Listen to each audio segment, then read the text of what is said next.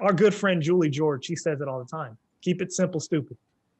Simply what you do. Don't try to overcomplicate it. A lot of people walk in these banks. I mean, unless you're in a vacation, and I want to explain it too, unless you're in a vacation rental market, yes, you can go to the bank and tell them, hey, I have a vacation rental, and they can appraise it off that. And a lot of times people think that, and I always tell people there's a difference between short-term rental and vacation rental. A short-term rental in the middle of Ohio isn't going to appraise with Airbnb numbers as a vacation rental down in Destin, Florida or Orlando. You know what I mean? So we're not there yet, but it's coming. So you have to just kind of keep it simple when you're going for those refis.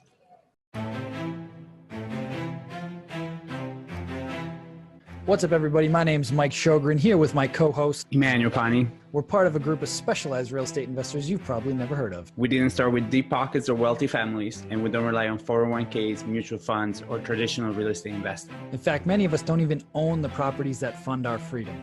If you ask the money experts out there, they'd say what we do is impossible, yet it's happening every single day. It's happening through a new niche called short-term rentals. We are Short-Term Rental Nation, and these are our secrets. What's going on, everybody? Welcome back to another episode of the Short-Term Rental Secrets podcast. I am your host, Mike Sjogren, here with my main man and brother from another mother, Mr. Emmanuel Pani. E, what is up? My brother, so good to be here. So good to see you guys. Finally, we have Myka on the show. I made a joke earlier online. I haven't had to chase somebody down this hard since high school when I used to be into girls that were not into me. But having said that, I am super excited to have him on. He's a good friend of ours and just a great hustler and just a super cool dude all around. Friend with him on Instagram and just good content, keeps you motivated. He's out hustling, so it's just good, man. And I really miss doing back-to-back shows. It gets me super fired up. I'm probably gonna regret this because it's 10 p.m. here. So I'm going to be all fired up and have to go to bed. But the good thing about Spain is that nothing closes. So I can go out for dinner as soon as this is done. So life is good, man. I can't complain. I love it. I love it. Yeah. And for the listeners, if you guys haven't joined the free Facebook group, join it, because we stream these episodes live in there, and it gives you a chance to ask our amazing guests like Myka your questions at the end of every episode. So you get a little behind the scenes banter before the episode, and then you get a chance to ask me your questions, and it's totally free. So you can check out that link in our bio. We'll have it down in the show notes. So make sure you join that. We've got a rapidly growing community, super active people in there. E and I are throwing nuggets in here and there too. And it's just a lot of fun. So with that being said, let's get right into it. I don't want to waste any more time. We've been chasing Myka forever, so I can't wait for this interview. So today, like he was saying, we have our good friend Myka Artis on with us. We connected on Clubhouse, I don't know, probably 6 or 7 months ago. Just got to know each other, hosted a bunch of rooms together. Dude is the real deal. He's got, I don't know, he owns 3 arbitrages, over 400 properties. I mean, the dude is a total stud. Probably the most humble host with hundreds of units I've ever met in my life, but he is the real deal.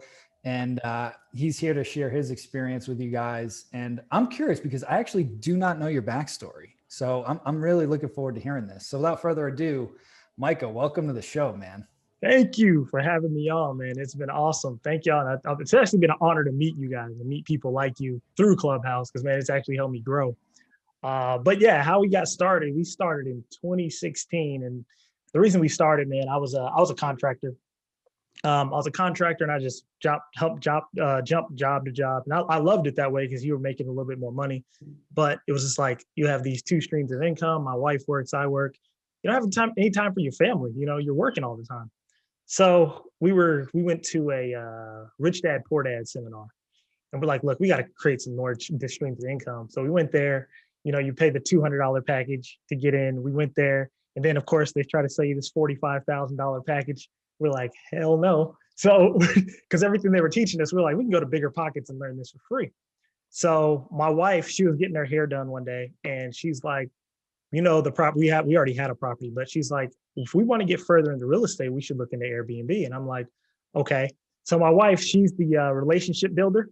And me, I'm the executioner. I have to do the analysis and execute. So I analyzed it. I went and looked up Airbnb numbers.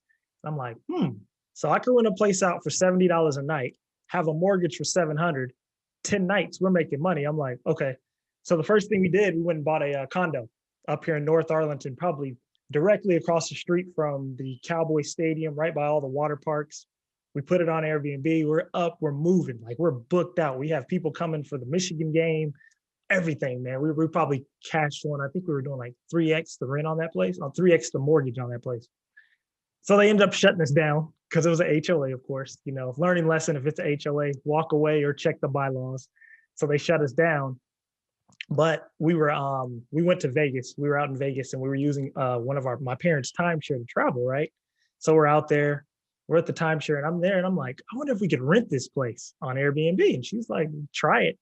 So I went in timeshare and I read the fine print and they have all this bonus vacation time that you can just grab anytime you want and just re-rent it or use it for yourself. So I was like, okay, let me try that out. So I put this timeshare on Airbnb in Vegas. Man, it gets booked quick. I'm like, oh, wow, but there's more rooms at this timeshare. So I put some more rooms up there, it gets booked. So between February of 2017 to December of 2017, I think we had probably almost about 100 listings because I was just sitting there copying and pasting these listings onto Airbnb after I found out we could do this. And then after that, we ended up doing my house, my first house I ever owned.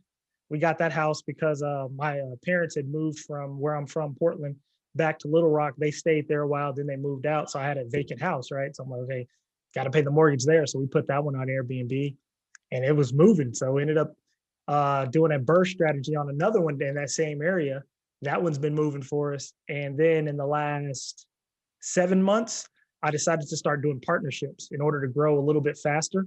So in the last 7 months, we've done a 18-unit partnership between Dallas and Houston. And we've just been rolling ever since, man. And I plan on putting in my 2 weeks, February of next year, to be completely done and just hang out with my family and keep growing the business, man. So that's where I'm at now today. Dude, so you have 400 units and you still have a job? Yeah, see, and this is what happened. You are the ultimate hustler. That is insane. That is insane. So this is the thing about the 400 units. The 400 units, they used to make a killing back in like a year and a half ago. So what happened a year and a half ago, the timeshares caught on to what I was doing. And I guess they caught on because like other people were doing it, but I guess they just weren't doing it like me. I was sitting there duplicating these listings and just putting them all up. So what they did was they were like, we're going to start charging you guys to send guests to this place, right? So they charged us $100, which was cool. Okay, I just put $100 resort fee on there. But after COVID hit, the resorts haven't quite opened back up yet. They're very slow. So I'm waiting for that resort to open back up. But we still get reservations here and there, but it's not like how it was. So we're still waiting on it to jump back. But yeah, I plan on being done here soon. We got a few right now. We're doing 2 more houses. So I plan on being done soon. Wow. That's wild. So can you elaborate on that? Because I haven't heard that strategy. So you don't own these timeshares, right? So how is this working? Can you like break that down for me?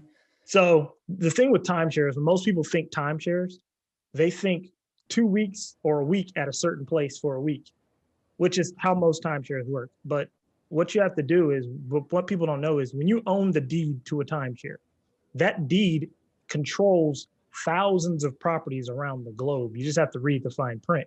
So what I did was I found out how many properties they controlled.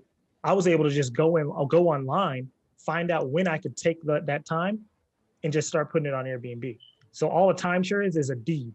Once you find out what's in that deed, you find out what you can control in that deed. And you pay I pay like $150 a month for that, for over 400 properties. I get access to 400 properties for $150 a month. And then the best part about the timeshare is this. Every time I send someone on vacation, I swipe my credit card, my Chase card, right? And I get 3 times the points on every person I send. So let's say I have a reservation for $500. The Airbnb is going to pay me like $800 to $1,000. And then I'm also going to get 1,500 points to go travel. So if I do that 30, 40 times a month, then that's why me and my wife take a vacation every other month of the year. just because we can simply do it for free and we don't pay for anything. Ah, Yeah. okay. Oh, so you got tapped into this because your parents own a timeshare, so that's how you have access to the deed. So you have to technically own a timeshare, or Mhm. somebody in your family has to own a timeshare for Correct. you to. Okay, so now all of the listeners that are like me, that think that people that own timeshares are kind of suckers, because that's my view of timeshares. Now is your chance to go back to your aunt and uncle and be like, hey guys, I know that I made fun of you for the timeshare thing back in the day, but actually there's this great thing that I heard on the podcast, because that's absolutely amazing. So what you said also there with the credit cards, because you technically are paying the resort and then Airbnb pays you, so then you pay off your card and then you're just doing it that way. Yes, sir. Uh-huh. So I'm And arbitraging my they car. do you, yeah, and they do the cleaning for you Yeah. There's a full staff for the on. timeshare, like who, like the, So yeah, so you're not worried about cleaning team, you're not turnover B&B and anything, you're not. I simply swipe a Wow. card, put their name on a reservation. Actually, I don't even do it anymore. My partner down in Argentina does it. They swipe the card, put their information on, send them. They don't even have to send us anything else. We tell them, hey, here's the front desk number. If you have any issues, call the front desk, go to the front desk. Anything's broke. If anything's broke, they'll sometimes come to us, but we just tell them, hey, we just call the front desk. We've let them know of your problem, and they just go to the front desk and they fix it. If something's broke with the unit, it's like 50, 60 units there. They'll just move them to another unit. So I thought you, with a timeshare, I thought, like you said, you get like a week. So how do you get all these people into 400 units if you only get 1 week to use those 400? So there's not that's for some timeshares. What you do is there's a thing in all timeshares called, it's two things called inventory special and bonus time. Bonus time is last minute time that they have, like this week right now. We have a bunch of dates, a bunch of rooms open, and we need to sell them, right? So they'll tell all the people that own timeshares. Most people don't read their emails or check. They'll tell you, hey, we got these rooms. You just take them and put them on Airbnb that week. So for my VA, Sundays and Wednesdays, he just goes and updates all the calendars with all the new availability. And then those days get booked, and then you're probably going to be boosted to the top of the list because you have these really nice places. These places have pools, top of the line amenities, gyms, foosball tables, and you get to the top of the list on Airbnb and people book them.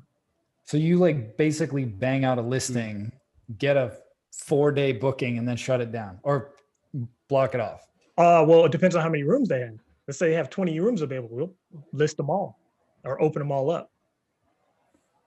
Damn. And so is this all in one Airbnb account? You have multiple Airbnb accounts? All my timeshares are in one. I need to change it up, but yeah, they're in one. I got to change that up because that's been on my to-do list. I'm like, man, I just dread doing it, but I'm gonna have. Yeah, no kidding. Like how many? Like like I dread doing things when I have to like change like 3 things, and you have 400. Yeah, wow. I'm a little bit speechless. I'm gonna need to take a sip of water 1 second, and then we can keep going. So I'm gonna go deeper on this because we have not had anybody do this strategy before. So I gotta keep unpacking a little bit. So once you have that listing up, somebody stays there. Mm-hmm. Do you keep that listing going and just block the calendar? Like, would you know if that same exact unit came up again, or do you just constantly create new listings? Well, let's say that same exact unit, let's say he books today to Monday, right? But I have another list, all the units are the exact same. That's how they build the timeshare out, right? Right. So let's say I have another 2-bedroom, 2-bath that he's in, but the days are still available at another unit. I'll just create another listing. Now, let's say there's days still available after that. Somebody else can come in behind the first guy and book the unit he's in when he checks out. Kind of get what I mean by that? Mm-hmm. Yeah, that's fascinating.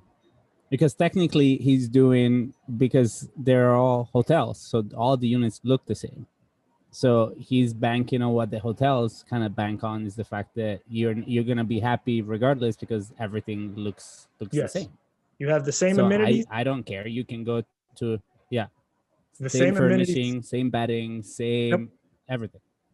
In their model, and what I did with the timeshare model, I took their model of how they set up their units, and then I moved it exactly over to how I set up my houses, because I learned everything how they set it up. Like, that's how I knew. I think we were talking on Clubhouse one time, Mike, and you were like, the 2-bedroom model is the biggest jump. I learned that so quick with the timeshares. If you have a 1-bedroom, yeah, it does great. But if you have a 2-bedroom, that's your sweet spot. The 3-bedrooms are okay, but the 2-bedrooms kill everything. Like at the timeshare, especially like on vacation, if you have a 2-bedroom, 2-bath, it will kill a 3-bedroom, 2-bath, because there's not as many people traveling to that type of model. The 2-bed, king in the master, queen or twin beds in the second room with the Murphy bed in the living room. That's like the best setup in the short-term rental space. It's interesting. I was talking to one of my students. He's an agent down in the Tampa area. So we were talking offline about this, but he's been looking for a beach house for us, because that's the next purchase I want to do, is something down near like Sarasota. And we were analyzing numbers, and in my head, I'm like, all right, if I get at least a 4-bed, that's going to net me the most amount of money. But then when I did the numbers, the 3 beds were making more than the 4 beds. And I was like, how the hell is that possible? But in certain markets, that's why you got to do your homework. Like certain markets, it's like more people are gravitating towards the 3 beds, somewhere around that 10 to 12 guests that can comfortably sleep in a 3-bed, as opposed to a 4, 5, 6, 8, 10 bedroom house. I mean, these things were doing $300,000 a year for a 3-bedroom. Yeah, easy. And I just had someone on my podcast. She's out in Orlando. It's very market dependent. Now, 5 bedrooms in Orlando kills it, because the people coming for Disney as a family, as a group. So that market research is huge. Another place I know where the 2-bedroom are just a straight killer is up in the Poconos. Those 2 bedrooms, man, they kill 3 bedrooms. It's weird. I'm like, what? But it's just the market, man. You have to, as our friend Jay Maxey would say, you got to know who you serve. That's what it comes down to. Yeah, it's true. Yeah. So yeah, that's. Oh, go ahead. That's fascinating. No, I would say something. I apologize. I thought I no. I'm still shocked. I'm still coming back to. My mind is just going. I'm like, yeah, so many opportunities and just fascinating. That's why I love the short-term rental space. There's so many ways to be creative. The management model, the arbitrage model, the owning model. If you own right, I love the creativity, and that's really what we learned the timeshare thing. I'm like, wow, I didn't even realize you could do this, and we don't even have to. There's no upfront capital, and for those that want to do it, you can literally buy a timeshare for $1 off eBay, or $1,000. It'll probably come out to like $1,000 after they deed it to you, because it's just like closing on a house. You're closing on a deed. So for $1,000, you'll have that back in 2 weeks, a week, really. I feel like that could be a huge opportunity if people do it right, because there's all these services now to get people out of timeshares because they don't want them and they don't know how to get out. It's like, dude, just give me that thing. I'll take it. I'll take it. Or that's exactly what it is. Whatever. So how is there different? So you're just in one specific company that has the 400, or is there an association of worldwide timeshares? How does that work? Like, do you go to a specific company? Mine is one company. I use the WorldMark company. There's other companies out there that do it, but the WorldMark's the one I'm familiar with. I know a lot of people like to use RCI. I've heard some people be successful with RCI. I've had one other person on my podcast named Sue who does it, I believe, with RCI. But yeah, I do it with one company that gives me access to everything. And most of these timeshare companies, they're partnered up. You know what I mean? Like WorldMark's partnered with Wyndham. So if you have a Wyndham, you'll have access to whatever's over in WorldMark. You know what I mean? It's really about reading the fine print. Yeah. So if I'm asking you this selfishly, but I want to know for the listeners. So what are some of the things to look out for when somebody's reading through that fine print? Are there certain things that you would look for, like whether it's restrictions or certain access, I guess? Because I'm still trying to put the pieces together. Like, what are some things to avoid if you're going to go that route?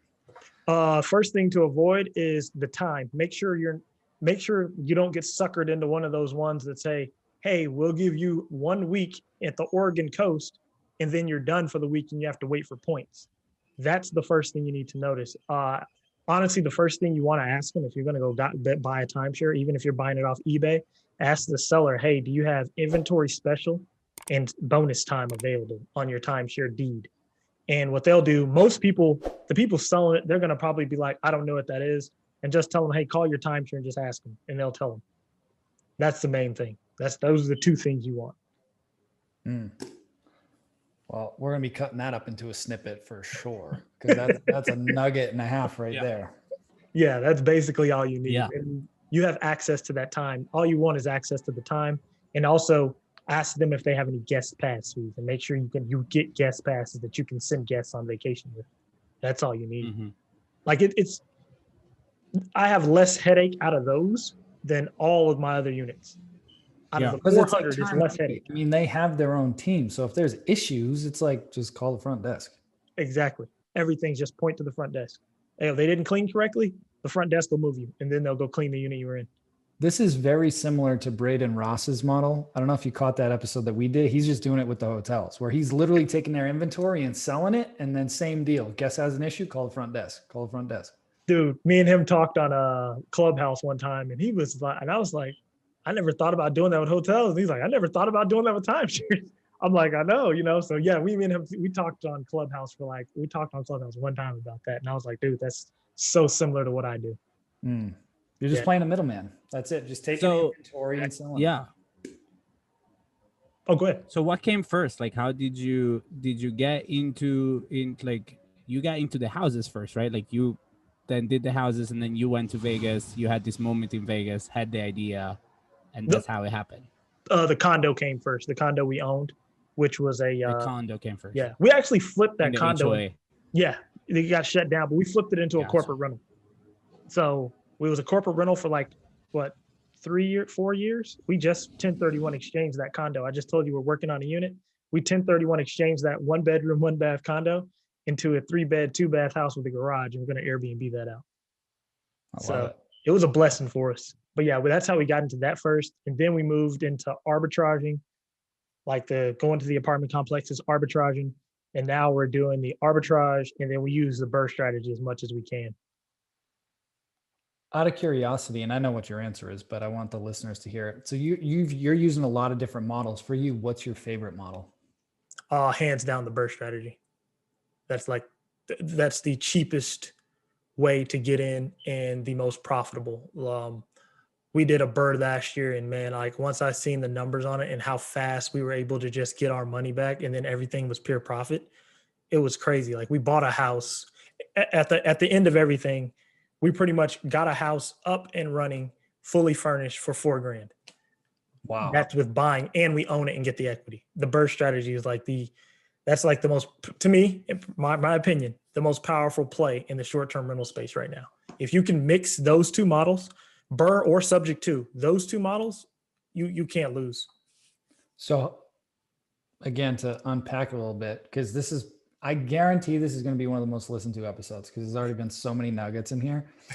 So we've talked about it a few times, but just to reiterate, BRRRR, buy, rehab, rent, refinance, repeat, right? Correct. BRRRR. Mm-hmm. If you're comfortable with it, could we talk some numbers on what's an acquisition cost for some of these? Like, are you doing creative financing, or are you just doing traditional, like 20, 25% down? Like what does that look like for you on like a BRRRR deal? So I'll just use the last one, for example. So the last BRRRR deal, we pulled it out of the auction. The reason we pulled it out of the auction, because the real estate market is just crazy hot right now. So I'm like, dude, we can't find deals. Wholesalers are giving bad deals, everything. So we pulled it straight out of the auction. We bought it for 48, I believe. We bought it for 48. We put $24,000 worth of work into it. That $24,000, that included the furniture. We always include the furniture cost in the BRRRR deal. We put $24K into it, so we're all in at about 60 something. It ended up appraising at 95. So we did a refi. We owed like 4,000, and then we pulled it all out, and then we owed 4,000. So we ended up getting the whole house for 4,000. And we pulled it out of the auction. That was the best deal I'd ever done. And by the way, we cashed $2,000. We cash flowed the 2 months. We cash flowed 4,000 in total. And that was just off that. So And that's yeah, Yeah. So you got the house for free. net. Yeah. Go ahead. So that's a free house, Exactly. It's a free house. You can't Yeah. beat that. technically. Yeah. Yeah. Are you working with a specific lender that is comfortable with short-term rentals, or you going to a traditional bank? What are you guys That's doing with that? that's the good question everyone always asks. So what I do when I arbitrage the homes that I own, and let me break that down so it looks good to a bank. I own the house, right? It's in my name. I then arbitrage that house to my short-term rental company. They run it as an Airbnb, but I make sure to keep a paper trail that my LLC pays me every month. So when I go to the bank, they ask, hey, you have income? Yeah, I have. Not only do I have my W-2 income, I also have rental income. And then I can go to a traditional lender and get that refinance done. A lot of problems when people ask, hey, how do I refinance this short-term rental property?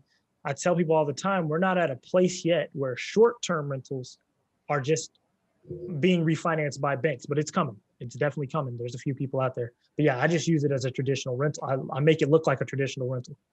So you just have like a corporate lease or whatever. I love to that. your entity. Exactly. I pretty much use the arbitrage model Yeah. on the houses that you own. I almost thought about doing that with the villas. Back like when I couldn't find a bank, which now I'm almost done with one, hopefully, in the near future. But I was talking to a friend of mine that is also in commercial real estate, and that's what he said. He's like, just do a master lease to your other company, and then start making yourself a paper trail. And you don't even need that long. You need like 3 months worth of like showing that the rent is coming in, and then you using that. They're not gonna check as long as the thing is you have a lease on it. That's all they care about, and that way you're literally, dude. Yeah, this is gonna be one of the most listened podcasts. I might have to re-listen to this podcast too. And I tell people, I mean, it's our good friend Julie George. She says it all the time. Keep it simple, stupid. Simply what you do. Don't try to overcomplicate it. A lot of people walk in these banks. I mean, unless you're in a vacation, and I want to explain it too. Unless you're in a vacation rental market, yes, you can go to the bank and tell them, hey, I have a vacation rental, and they can appraise it off that. And a lot of times people think that, and I always tell people, there's a difference between short-term rental and vacation rental. A short-term rental in the middle of Ohio isn't going to appraise with Airbnb numbers as a vacation rental down in Destin, Florida, or Orlando. You know what I mean? So we're not there yet, but it's coming. So you have to just kind of keep it simple when you're going for those refis. That's so good. I think I'm going to use that for myself because my condo, I'm not renting it anymore because of an HOA issue. So we use it all the time. But now I'm like, damn, I don't think I can write my trips off anymore because every time I go up there, I write it off. Now I'm like, okay, I could rent it to my other company for whatever reason and still write it off. So I think I'm going to leverage it that way. That's awesome, man. So for you, what I'm curious, like what we were just talking on the last episode about this. You brought it up. You've come a long way in a few years with this business. What's your vision? What's like your 5-year vision for this thing for you guys? In 5 years, I want to be able to purchase a hotel. And then once I'm done purchasing a hotel, I really, my typical day in the next 5 years, I really want it to be me and my wife. We drop our kids off at school, go to the gym, work our business, go pick our kids up. That's my typical day. That what I want to in 5 years. I want to own a hotel to where it's just paying for everything on a constant cash flow basis. I just want everything passive. Man, I grew up watching my parents just like working jobs that they hate. And you just look at that and you're like, I don't want that for myself. And certain times you always can't give the most to your kids. So that's my vision. I already have like a perfect day planned out of what I want. And I know I'll be there soon. I love it. I love it. Gotta have it. You're going to have it. I know you're going to have it. Oh yeah, definitely. I think wait. It's going to be a lot faster than 5 years, dude, for you. I think so, man. This year's been a real good game changer. Just off like the gems I heard on Clubhouse. Like I got to give a shout out to Jay Macy. When he told me about Profit First, that's like a game changing book. Like that, that changed the whole perspective. So yeah, I know it'll be built faster than 5 years for sure. Yeah, I love it. You want to add I something? love that book. Yeah, no, I love that book, and I think we connected on IG on that book, and it's just like understanding. It just completely flips over the whole idea of what people have been doing for so long, right? And like I've literally started doing it, and like obviously for our listeners that know me, Mike knows me, I'm not doing it that great, but even the most simple, like I have most of the accounts kind of set up. The one that I've been religious with is just moving the profit every week, and it's growing, and the business I haven't even, you don't feel it, right? You don't feel it, and it keeps growing, and you're just like, why have I not done this entire time, right? And for those of you that haven't read the book, you highly recommend reading it. But the concept is it's super simple. Instead of doing the usual business model that is income minus expenses equals profit, and that's what you take home, is income, take your profit out of it. You start with a smaller percentage that kind of grows over time. And then you learn how to run your business on everything else. And just to quote Julie again, right? Keep it simple, stupid. And it's such a simple thing, but it works. And the beauty of it is that then you have this extra money that then actually I'm supposed to pay it myself now, right? It's like every quarter you take half of the money that you have in your profit account and you distribute it between the owners. What's amazing is that profit account is coming through now, which I have a vacation to pay for. That is going to get paid from the profits that are coming in from the profit account. Can't beat it. And that's all sauce, right? Like it's just all sauce. And I love it. I love how clear your vision is. And I think that's a thing that we spend a lot of time talking about. And it's what drives you, right? Like it's just like when you feel and I'm human, you're human, Mike is human, right? We have days that we wake up and you're like, ugh, today is not the day.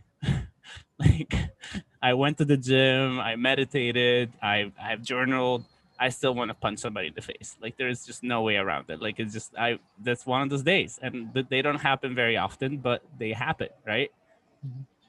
But it's that big why and having the vision and understanding what you want and having a partner that you want to do it with and your kids and everything else, right? And it just makes it all worth it. And it gives you that kind of extra kick when you need it. And just having the kindness also, because that's another thing that I've learned over time, is just be kind when you have those days and understanding that, hey, sometimes you kind of need them, right? I kind of want to bring us to, obviously on the timeshare team thing, your team looks pretty lean, I assume, right? You just have VA that probably updates your calendar, so on and so forth, but you don't need the rest of the team, like the handyman and everything else. But on everything else that you do, what does your team look like kind of there? And the other thing that I'd love for you to talk about, since you still have a job, is what kind of technology are you guys using, leveraging? So if you want to touch on that a little. Okay. So my team, I have a team in Houston. Then I have a team in Arkansas. Arkansas team's like superb. Like they have it down to a T. I love them. They easy. Everything's 5-star review, cleans on everything. They've got it down to a system. Then I have a team here. I do have a cleaning team. I'm still trying to build my team back in Dallas again because I pulled out of Dallas, then I'm back in it. But as far as tech, so when I started using Profit First, I started really going over all the tech I was using. And I was trying to make sure I wasn't stepping on my own toes by doubling up on tech, and I was. So I got rid of Smart B&B. That's one of the things I got rid of, and I just use 100% Your Reporter.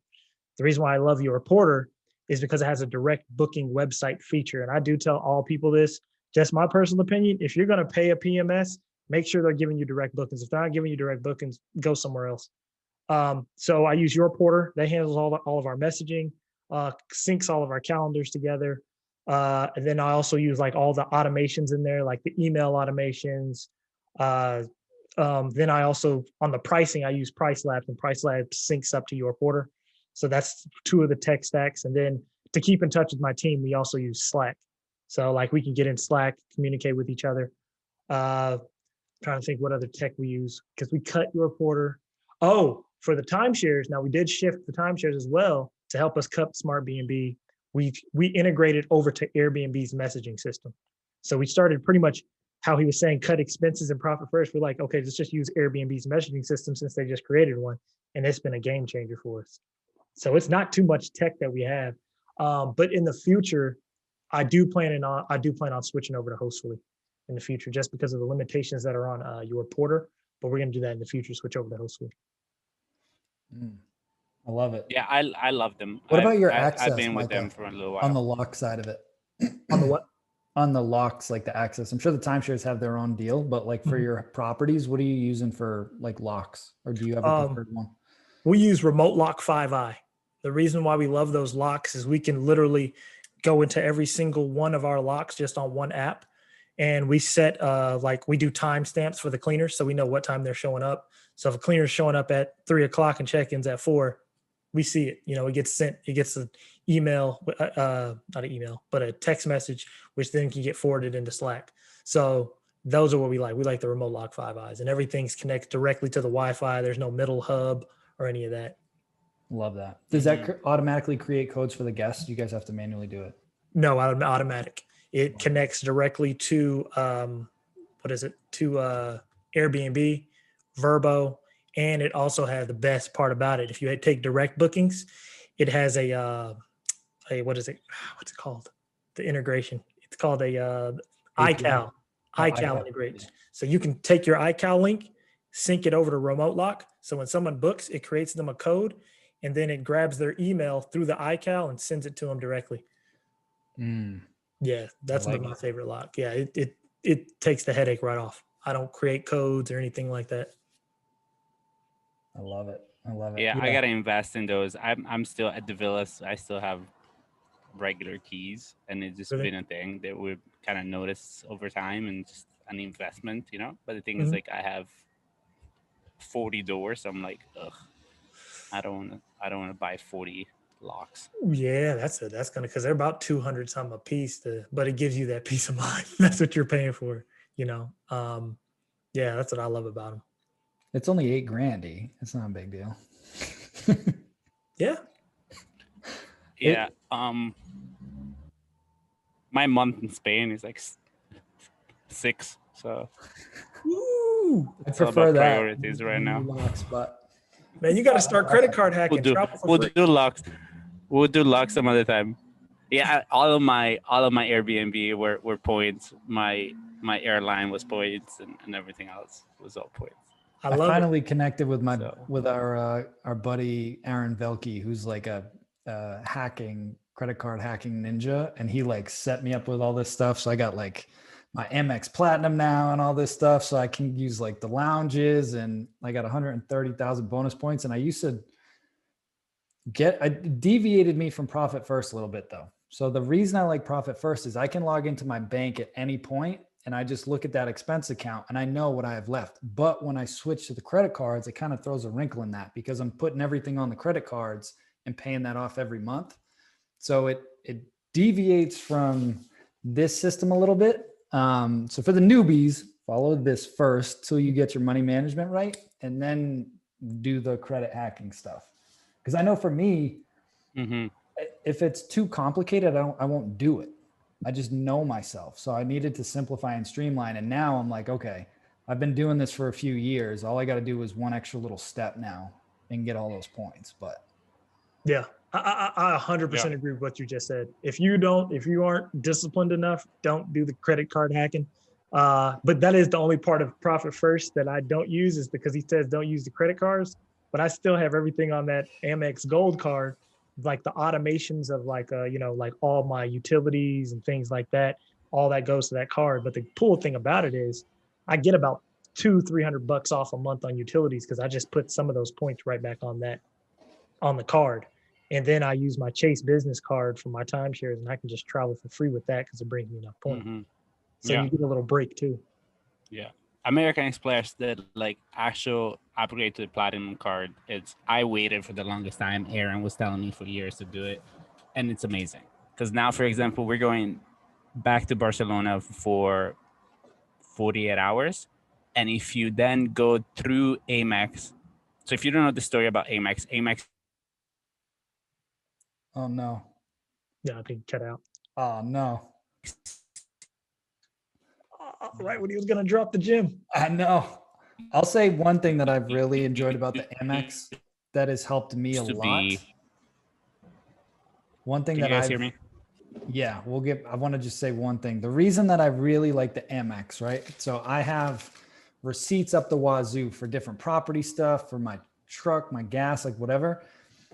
I love the Amex app because I literally open the app, I scan my gas receipt, and it automatically tags it to that transaction. And I can tag it like, this is my business. This is a specific property. And then I can print out a report or export a CSV file at the end of the month and send it to my bookkeeper. So I know all of these receipts and all these transactions, what property they go to. And it just saves me from having these mountains of receipts that I used to have. Or at one point I would have to email them to my assistant, who would then have to upload them. And then I lost a Google Drive folder at one point, and it was a mess. But now it's like I have one monthly report that has all the receipts attached to it, and it's just done. Just again, when we talk about systems, it doesn't have to be some complicated, crazy thing. It's just, what is a simple process that I can put in place to make my life easier? That's all a system is. Exactly. What I was gonna say. Yeah, sorry. Amex, if you guys don't know, they used to be a travel company. So back in the day when travelers checks were a thing, Amex was one of the biggest traveling checks company and a travel company. So their actual travel side of things, they're absolutely amazing. And once you go to the platinum, you get, so the hotel in Barcelona that I'm going to, I use all my Amex points to book it. But then you also get free upgrade. You get guaranteed 4 p.m. checkout. You get guaranteed free breakfast. So there's so many advantages. And when you travel, there is no more spending $25 for a sandwich at the airport. You can go to any lounge and you can literally eat and drink, and they give you alcohol. So all the American Express lounges have amazing food. So it literally becomes pretty much super economical to travel because you're getting all of this extra stuff. And then I get Uber credits. You get shopping credits in a bunch of places that you can go to. So it's just like, it's literally a no-brainer for the $500 a year that they actually charge you. You get way more. Just if you'd like to travel and you travel like Myka once every other month, I used to spend like $45-$50 just eating in airports. So you make all of that back. Now, I have a question for you. Is the Amex Platinum better than the Gold? Because I just started. It is. Yeah. Okay, you guys just taught me something. Because I just started hacking with the Amex cards. I've been hacking with the Chase cards, but okay. No. Amex I'll send Platinum. You a link for it, Myka. I got 130,000 bonus points. 130,000. Yeah. Okay, I'll send you that. Yeah, and you'll get them immediately. And now Mike is gonna get some points from referring you over too. So I've never done it before, so I'll see. Yeah, it's amazing. Yeah. I think you get like 25,000 or 35,000 points just for referring somebody over. Another thing, put it on your link tree. I put all mine on my link tree, so I get referral points too. Like on my link tree, hey, you want to join up and travel for free with Chase? Click this link and it goes straight there. You want to travel with Amex? Yeah, put it on your link tree. People, especially you have a podcast, man. See, always bringing the nuggets, this guy. It's amazing. Yeah, definitely. I love it. Wow. Well, I want to be respectful of your time. But before we come to the last question, I want to first acknowledge you and thank you again for coming on the show. I consider you a really good friend. Like, you're just an awesome dude. I can't wait till we can hang out in person and get together and do some masterminding again and just like kick it. And just kudos to you and your family, man, for all your success. And I love like your mission behind everything. Like, I totally relate to that. And I feel like we're on similar tracks. And yeah, man, just thank you. And where can the folks learn more about you and Live, Let, Thrive and all the cool stuff you got going on, man? Oh, yeah. You can follow us on IG, the Live, Let, Thrive page. You can follow me personally, at Myka Artis. Yeah, I'm sometimes on Clubhouse. I'm not in the rooms I'm on Clubhouse every day. I'm not in the rooms. I'm usually just typing in search and then finding people I need to connect with to kind of grow my business. But I'm on Clubhouse every now and then. But yeah, if you want to follow us, IG is the best place, man. And truly, thank you guys for having me on. This is actually my first short-term rental podcast that I've been on. I'm gonna try to hop on more. So, but yeah, this has been awesome, man. Thank you guys for having me.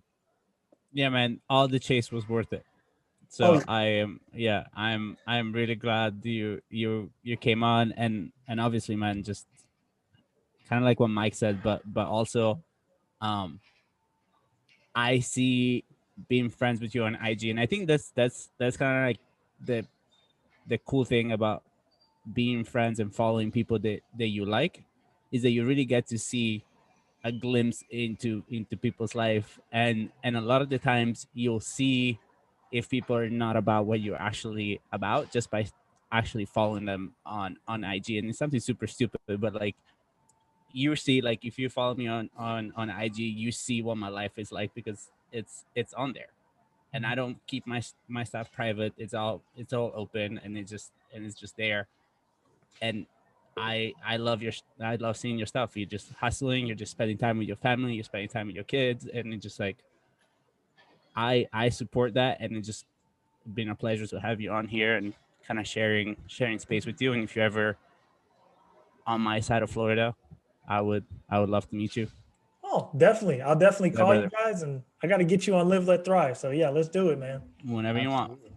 Absolutely. Well, the last question that we ask all of our guests is, what is your number one secret to success with short-term rentals? My number one secret to success was just doing it. Like when my wife came to me that day and told me about short-term rentals, I could have sat around on it, but it was just doing it. And not only just doing it, the biggest success I've had in the last 2 years was not only just doing it, but growing a team and partnering with people and really growing that way. Because really, at the end of the day, what you'll start to learn is to really grow in this business, it's about people and relationships. And once you get the people and relationships part down, everything will start coming to you. It'll manifest. So that's the biggest thing. Grow, network as much as you can. Talk to 10 people a day, tell them what you do, and then serve. That's it. So good. I see so many people that are kind of afraid to tell people what they do, especially if they're doing this on the side initially. And E and I have talked about this, like my whole identity shift from like Mike the accountant to like Mike the short-term rental Airbnb guy. Like when you have that identity shift and you get comfortable like telling people, you know, I was golfing the other day, just met some guy out on the golf course. You know, he's a financial planner. He's like, what do you do? I'm like, oh, I'm a real estate investor focused on short-term rentals. He's like, oh, that's cool. Like, what is that? Right. And it just sparks those conversations. But if you, the more seeds you plant everywhere, the more opportunities are going to come your way. And it's not about promoting yourself. It's having genuine conversation with people. Nobody likes that annoying like sales guy that's like trying to like sell you shit all the time. It's like just having conversations and actually engaging people and being interested in them. Deals are presented and closed on the golf course. I tell people that all the time. You get pitchy when you try to set people down and show them this. Hey, I'm a short-term rental guy. We're out here having golf. It's casual. Can't beat it. 100%.